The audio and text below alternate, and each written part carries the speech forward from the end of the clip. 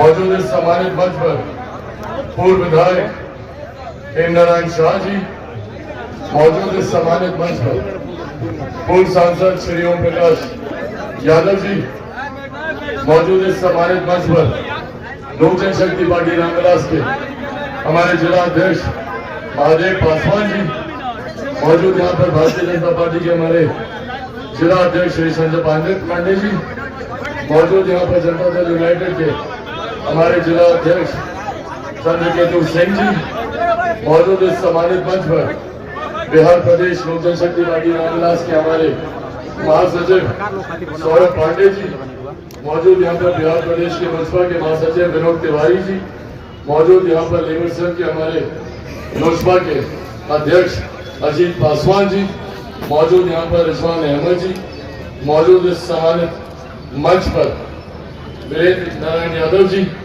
आदरणीय विधान पार्षद, मौजूद इस सम्मानित मंच पर अजय सिंह जी, मौजूद इस सम्मानित मंच पर मोनू गुप्ता जी, मौजूद इस सम्मानित मंच पर धर्मेंद्र गहलोत जी, ज्योति पासवान जी, सुभाष सिंह जी, आदरणीय अफजल अब्बास जी, मौजूद इस सम्मानित मंच पर नंद प्रकाश जी, मौजूद मुन्ना माझी जी, मौजूद राहुल सिंह जी, नरेंद्र पासवान जी, मुकेश कुमार बंटी जी, मौजूद इस सम्मानित मंच पर जनता दल यूनाइटेड भारतीय जनता पार्टी लोक जनशक्ति पार्टी रामविलास, हिंदुस्तानी अवाम मोर्चा के राष्ट्रीय लोक मोर्चा के तमाम वरिष्ठ पदाधिकारी साथी, मौजूद यहाँ पर हमारे विभिन्न प्रखंड पंचायतों से आए हुए तमाम हमारे गठबंधन के पदाधिकारी साथी मौजूद, यहाँ पर गठबंधन का हर एक मजबूत कार्यकर्ता साथी, प्रेस मीडिया के तमाम पत्रकार साथी, आदरणीय बुजुर्गों, माताओं, बहनों, मेरे तमाम नौजवान युवा साथियों, सबसे पहले आप सबको चिराग पासवान का प्रणाम।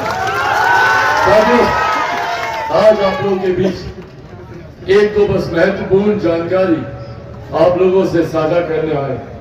आप सब जानते हैं कि देश में 2 चरण का मतदान हो चुका है और इस 2 चरण के मतदान में एक बात स्पष्ट है, एक बात तय है कि 4 जून के बाद तीसरी बार देश के प्रधानमंत्री, हमारे मौजूदा प्रधानमंत्री आदरणीय नरेंद्र मोदी जी बनने जा रहे हैं। इसमें कहीं कोई संदेह नहीं है, इसमें कहीं किसी तरीके की शंका नहीं। साथियों, जब तीसरी बार हमारे प्रधानमंत्री जी देश के प्रधानमंत्री बनने जा रहे हैं, ऐसे में हम सबकी जिम्मेदारी बढ़ जाती है, हम लोगों की जिम्मेदारी बढ़ जाती है कि हमारी लोकसभा से जो प्रत्याशी चुनकर यहाँ से जाए वो भारत के प्रधानमंत्री के बगल में बैठकर आप लोगों की समस्या का समाधान कर सके, हमारे मुख्यमंत्री के बगल में बैठकर आप लोगों की जुड़ी योजनाओं को पारित करा सके। ऐसे में आज आप लोगों के पास मैं आदरणीय हमारी बहन विजय लक्ष्मी कुशवाहा जी, आप लोगों का समर्थन, आप लोगों का आशीर्वाद मांगने आया और यह आशीर्वाद सिर्फ हमारी बहन विजय लक्ष्मी जी के लिए नहीं होगा, यह आशीर्वाद आप लोगों का हमारे प्रधानमंत्री आदरणीय नरेंद्र मोदी जी के लिए होगा, हमारे मुख्यमंत्री आदरणीय नीतीश कुमार जी के लिए होगा, आदरणीय जीतन राम मांझी जी के लिए होगा, आदरणीय उपेंद्र कुशवाहा जी के लिए होगा और चिराग पासवान के लिए भी होगा। यह आग्रह करने आज आप लोगों के बीच आए। साथियों, हमारे प्रधानमंत्री को देश का तीसरी बार प्रधानमंत्री बनना अनिवार्य है। आज से पहले, 1 दशक पहले हम में से कोई नहीं जानता था कि भारत की अर्थव्यवस्था कौन से पायदार पर है। पहली बार देश में एक ऐसे प्रधानमंत्री आए जिन्होंने भारत की अर्थव्यवस्था को मजबूत करने का काम किया। आज हम लोग गर्व से कहते हैं कि दुनिया की 5वीं सबसे बड़ी अर्थव्यवस्था भारत है, तो ये देन हमारे प्रधानमंत्री आदरणीय नरेंद्र मोदी जी की है। लोग कहते हैं कि अर्थव्यवस्था अर्थशास्त्रियों से जुड़ा हुआ विषय, पर जब एक देश की अर्थव्यवस्था मजबूत होती है तो उस देश के हर राज्य का राजस्व बढ़ता है, उस क्षेत्र का आर्थिक विकास होता है, हर गरीब व्यक्ति के हाथ में ज्यादा कमाई आती है, प्रति व्यक्ति आय में इजाफा होने लगता है। और इसी का परिणाम है कि पिछले 10 सालों में 25 करोड़ से ज्यादा लोग गरीबी रेखा से बाहर निकलकर मुख्य धारा के साथ जुड़ने का काम किया। हमारे प्रधानमंत्री जी ने लक्ष्य रखा है 2047 तक भारत को एक विकसित देश बनाने का, भारत को विकसित देश बनाने की दिशा में उठाए जा रहे ये तमाम मजबूत कदम है। आज से पहले किसी प्रधानमंत्री ने महिलाओं के सम्मान की चिंता नहीं की, किसी को इस बात की चिंता नहीं थी कि महिलाओं के लिए एक शौचालय बना दे। बहुत छोटी पर उतनी ही बुनियादी एक जरूरत जो हर गांव में रह रहे परिवार के लिए जरूरी थी। प्रधानमंत्री जी ने न सिर्फ शौचालय बनाने का काम किया बल्कि उज्ज्वला योजना देकर हर महिला के स्वास्थ्य की चिंता, जो चूल्हे चौके से, जो धुएं से जो शरीर में नुकसान होता था, उन्होंने उज्ज्वला योजना देने का काम किया। आज हर गरीब परिवार को आयुष्मान योजना के तहत 5-5 लाख रुपए का आप लोगों को मुफ्त इलाज मिल रहा है। ये सोच हमारे प्रधानमंत्री की है कि कोई गरीब व्यक्ति आर्थिक अभाव में इलाज से वंचित न रह जाए। आयुष्मान योजना लाकर 5 लाख रुपए तक का मुफ्त इलाज देने का काम हमारे प्रधानमंत्री जी ने किया। जहां हमारे प्रधानमंत्री ने एक तरफ सरहद से हमारी सीमाओं को सुरक्षित रखा, तो अंतरिक्ष के माध्यम से कैसे हम लोग विकास की राह पर आगे बढ़े, इस बात की चिंता भी हमारे प्रधानमंत्री जी ने। हमारे प्रधानमंत्री ने तमाम विवादित मसलों को हल करने का काम किया। जहां एक तरफ इतने सालों से 500 साल से जैसे आप लोग आज टेंट में विराजमान है, ऐसे ही प्रभु श्री राम टेंट में पिछले 500 साल से थे। अयोध्या में भव्य राम मंदिर का निर्माण कर पहली बार हमारे प्रधानमंत्री जी ने राम लल्ला को एक भव्य मंदिर में विराजमान करने का काम किया। महिलाओं की चिंता कर आदि आबादी को भारत की संसद में उचित प्रतिनिधित्व देने का काम किया। नारी शक्ति अधिनियम को लागू करा। ये वो कार्य है जो प्रधानमंत्री जी के द्वारा भारत को विकसित देश बनाने की दिशा में उठाए गए कदम। पर साथियों, वहीं दूसरी तरफ विपक्ष के भी लोग हैं जो नहीं चाहते कि कोई गरीब कल्याण की योजना भारत में रहे।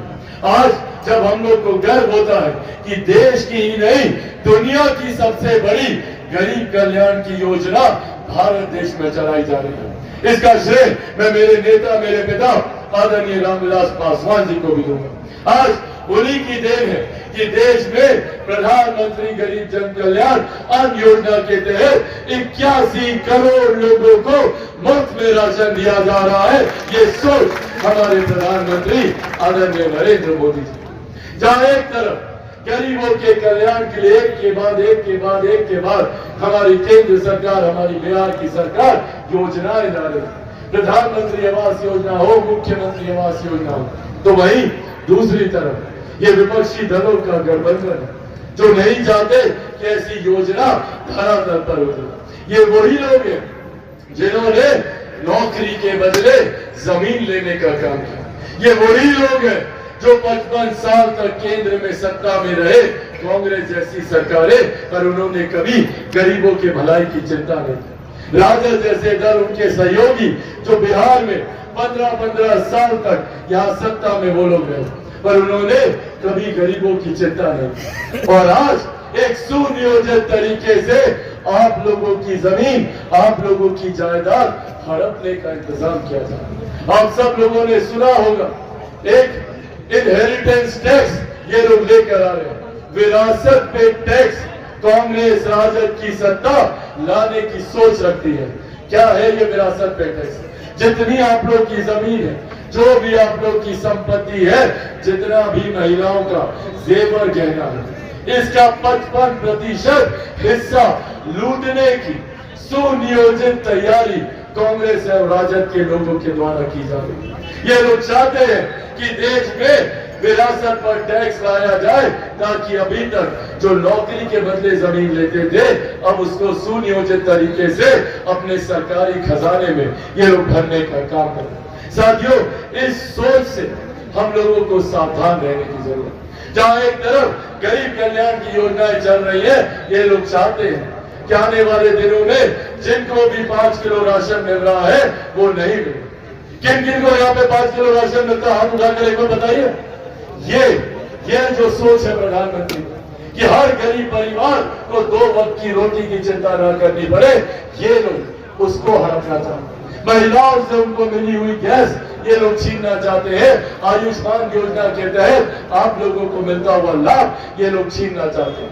और इस चीज को किस तरीके से ये लोग चोला पहनाते हैं, भ्रम फैलाया जाता है कि भैया संविधान समाप्त कर दिया जाएगा, भ्रम फैलाया जाता है आरक्षण समाप्त कर दिया जाएगा, भ्रम फैलाया जाता है कि लोकतंत्र की हत्या कर दी जाएगी। ये कांग्रेस के लोग लोकतंत्र की चिंता करेंगे जिन्होंने सन 75 में आपातकाल लगाकर सही मायनों में लोकतंत्र की हत्या करने का काम किया। आज ये लोग लोकतंत्र के संरक्षक बने हुए। इसीलिए साथियों आज ये विश्वास दिलाने आप लोग को आया और मैं आप लोग के सामने मेरे नेता, मेरे पिता आदरणीय रामविलास पासवान जी के संघर्षों की कसम खाकर आप लोगों के सामने वादा करता हूं कि जब तक चिराग पासवान जिंदा है, ना आरक्षण पर कोई खतरा है, ना संविधान पर कोई खतरा है, ना लोकतंत्र पर कोई खतरा है।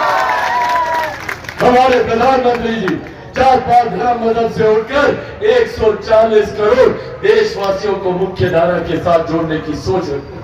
आज उज्ज्वला की बात हो, आयुष्मान की बात हो, प्रधानमंत्री आवास की बात हो, अन्य योजना की बात हो, बिना जाति बिना धर्म देखे सबके साथ समावेशी विकास की सोच के साथ हमारी सरकार आगे बढ़ने का काम कर रही है। इसीलिए साथियों यह आग्रह मैं आप सबसे करूंगा, जरूरी है हम सबको एकजुट होकर, क्योंकि भ्रमित करने वाले बहुत लोग आएंगे और सिर्फ झूठ बोलकर आप लोगों को डराकर, आप लोगों को धमकाकर, ये वही लोग हैं जो लाठी में तेल पिलाकर गुंडाई करने का काम करते हैं। ये वही लोग हैं जिनके जमाने में 90 के दशक में कोई महिला शाम के बाद घर से बाहर नहीं निकल सकती। आज उसी जंगल राज की आहट सुनाई देती है। आज उसी तरीके से खुलेआम महिलाओं को बेइज्जत किया जाता है, गाली दी जाती है। ऐसे में हम लोगों को ये फैसला करने की जरूरत है कि ऐसे लाठी में तेल पिलाने वाले लोगों के साथ आगे चलना है या एक ऐसे प्रधानमंत्री के साथ आगे बढ़ना है जो हाथ पकड़कर गरीबों को मुख्य धारा के साथ जोड़ने की सोच रखते हैं। इसीलिए साथियों अंत में यह आग्रह आप लोगों से करेंगे, आप लोगों से यह आग्रह करेंगे, आगामी 25 तारीख को मतदान है, उससे पहले हम दोबारा यहाँ पर आएंगे, पर आगामी 25 तारीख को एक एक व्यक्ति, और ये जिम्मेदारी खास तौर पर मेरे तमाम युवा साथियों की है, सब लोग जाइएगा ना, अकेले नहीं जाना है, गांव से दादा दादी चाचा चाची सब भाई बंधु दोस्त सबको लेकर जाना है। कोई घर में छूटना नहीं चाहिए। एक एक व्यक्ति घर से निकलेगा और जाकर मतदान केंद्र में कौन से छाप पर बटन दबाइएगा, ठीक छाप पर बटन दबाकर आप हमारी बहन विजय लक्ष्मी जी को यहाँ से विजय बनाइएगा। और जब विजय लक्ष्मी जी यहाँ से जीत कर जाएंगी तो सीधा प्रधानमंत्री, तीसरी बार प्रधानमंत्री पद की शपथ लेंगे। मुख्यमंत्री जी मजबूत होंगे, जीतन राम मांझी जी मजबूत होंगे, उपेंद्र कुशवाहा जी मजबूत होंगे और आपके बेटे, आपके भाई चिराग पासवान को भी आप लोग मजबूती देने का काम करेंगे। तो आप सब लोग तैयार है ना? एक बार दोनों हाथ उठाकर जोरदार ताली से आप लोग अपना आशीर्वाद देंगे। बहुत बहुत धन्यवाद साथियों। एनडीए गठबंधन जिंदाबाद, एनडीए गठबंधन जिंदाबाद, एनडीए गठबंधन जिंदाबाद। बहुत बहुत धन्यवाद साथियों। जय हिंद, जय बिहार।